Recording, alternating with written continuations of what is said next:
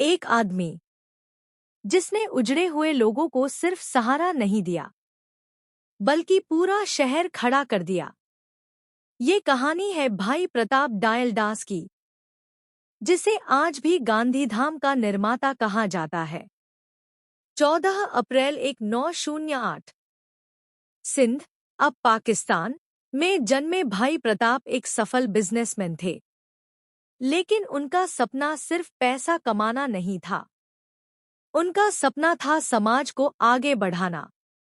वे Indian national Congress से जुड़े और महात्मा गांधी के विचारों से प्रेरित हुए। उन्होंने आज़ादी की लड़ाई में हिस्सा लिया और कई बार जेल भी गए। 1947 पार्टीशन ऑफ इंडिया के बाद लाखों सिंधी हिंदू बेघर हो गए। तब भाई प्रताप ने ठाना, मैं अपने लोगों को फिर से बसाऊंगा। उन्होंने कच्छ में जमीन लेकर एक नई शुरुआत की और बसाया एक पूरा शहर, गांधीधाम।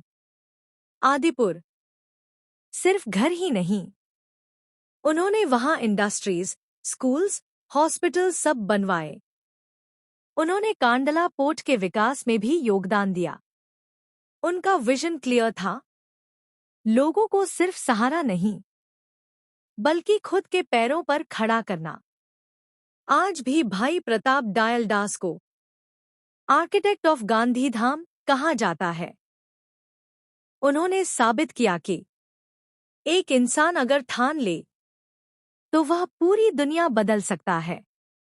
अगर आपको ये इंस्पायरिंग कहानी पसंद आई हो तो वीडियो को लाइक करें, शेयर करें और चैनल को सब्सक्राइब करना न भूलें।